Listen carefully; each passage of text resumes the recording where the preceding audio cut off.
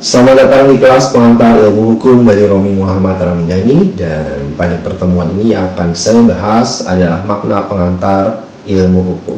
Sebelum masuk ke substansi inti, saya akan memaparkan dulu awal mulanya digunakan istilah pengantar ilmu hukum. Sekitar 1946 di Gajah Mada, Yogyakarta mulai digunakan, diikuti selanjutnya oleh Universitas Indonesia sekitar tahun 1950,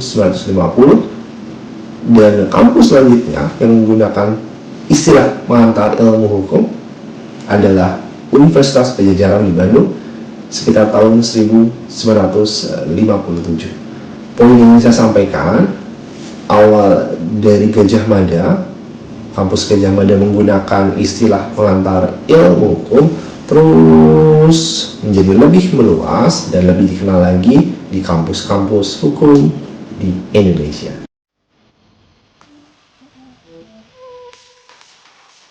Mata kuliah pengantar ilmu hukum merupakan mata kuliah dasar yang ada di Fakultas Hukum, yang dipelajari secara umum pengertian, asas-asas, adanya kerangka mengenai hukum.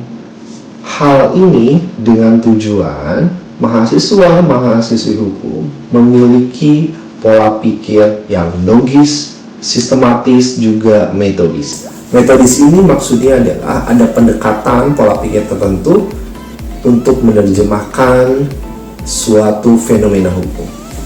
Selain mengantar ilmu hukum, ada mata kuliah dasar lain, yaitu dikatakan biasa PHI, pengantar hukum Indonesia atau pengantar tata hukum Indonesia. Istilahnya bisa menjadi berbeda di beberapa kampus. Poinnya yang dibahas pada PHI ini mengenai sistem hukum yang berlaku di Indonesia saat ini. Ya, yang berlaku saat ini itu sistemnya seperti apa? Ada persamaannya antara dua mata kuliah ini, PIH dan PHI, sama-sama mata kuliah dasar. Namun biasanya ada kebijakan pada satu kampus penyelenggaraannya pada semester yang berbeda. Misal PIH dulu karena pondasi ini pondasi, lalu PHI. Ada juga yang bersamaan, PIH dan PHI pada satu semester yang sama. Bukan menjadi masalah, tinggal kemampuan adaptasi kita untuk mencerna pengetahuan tersebut.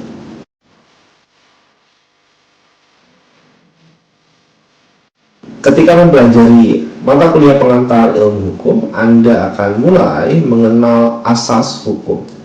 Pertanyaan selanjutnya, asas itu apa? Asas itu adalah dasar untuk berpikir. Jadi, pondasi berpikir keilmuan hukum ini bentuknya abstrak, karena ya memang dasarnya tak terbentuk wujud dalam suatu undang-undang ataupun tertulis yang disebarluaskan ya menjadi sebuah catatan. Bentuknya akan menjadi relatif abstrak, nanti menjadi aplikasi dasar untuk produk-produk hukum, dan pada abstrak tidak ada sanksi. Sanksi ini akan ada pada produk hukum yang sudah keluar.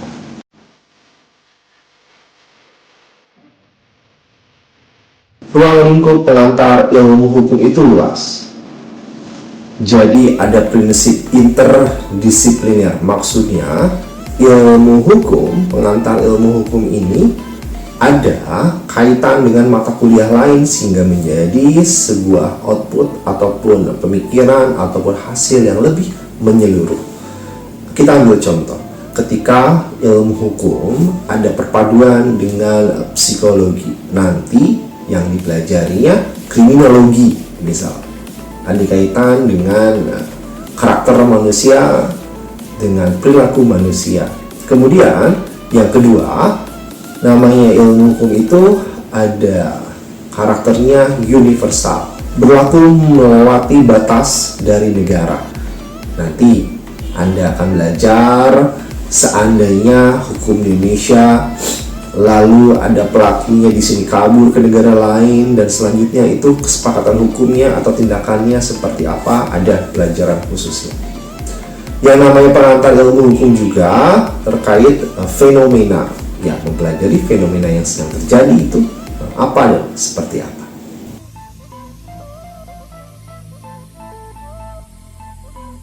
pengertian ilmu hukum kita dapat kategorikan secara sempit dan luas. Secara sempit, saya akan merujuk kepada Redberg. Dikatakan bahwa ilmu hukum adalah yang mempelajari tata hukum positif yang berlaku saat ini. Jadi fokus pengertian secara sempit itu terkait hukum yang berlaku saat ini. Seperti apa tata hukumnya? Secara lebih luas, saya mengutip dari Sachito Raharjo bahwa yang namanya ilmu hukum mempelajari segala hal, segala sudut pandang yang terkait dengan hukum. Jadi aspeknya sangat luas nih ya, jelas ya. Semua hal yang terkait, mau itu yang di masa lalu, sebab akibat atau riwayatnya mengapa bisa seperti ini, juga di negara lain seperti apa yang bisa dikaitkan dengan negara kita. Apapun itu tujuannya ada upgrade, ada peningkatan wawasan hukum pada definisi secara luas dari pengantar ilmu hukum.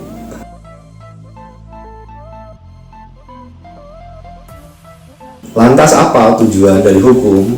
Tujuan dari hukum adalah menertibkan ataupun mengatur masyarakat sesuai dengan aturan yang berlaku.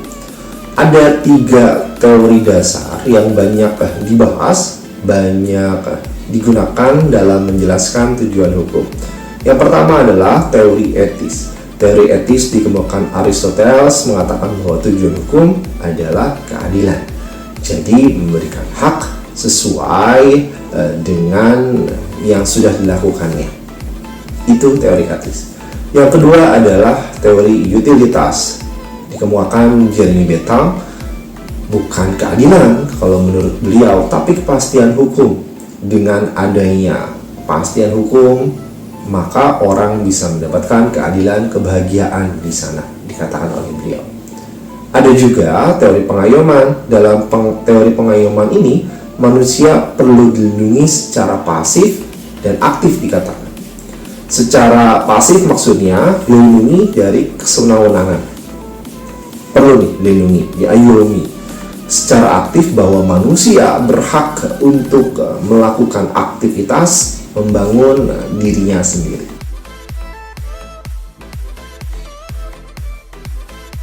Bagaimana sistematika dari pengertian dasar ilmu hukum?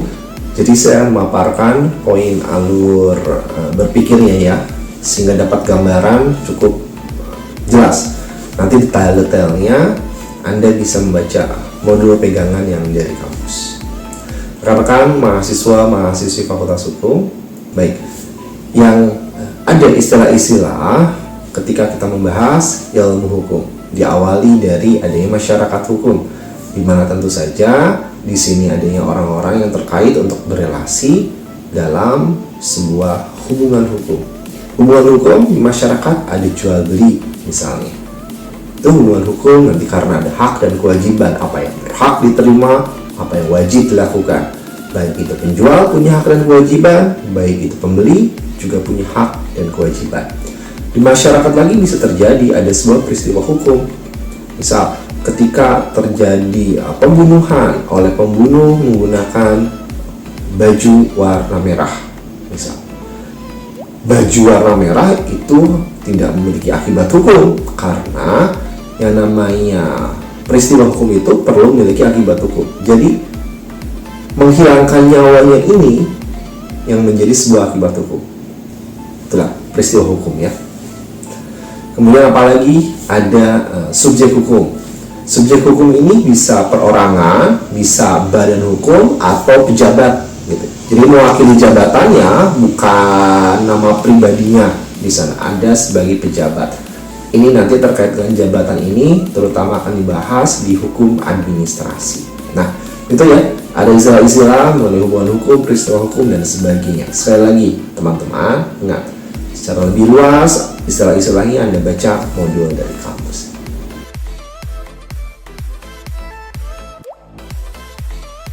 Setidaknya ada 3 metode yang digunakan untuk mempelajari ilmu hukum. Yang pertama adalah metode idealis. Metode ini menggunakan pendekatan nilai keadilan. Yang kedua adalah metode normatif. Pendekatannya norma-norma yang ada. Dan yang Terakhir, yang ketiga, biasa digunakan adalah metode sosiologis. Pendekatannya adalah kondisi dari masyarakat.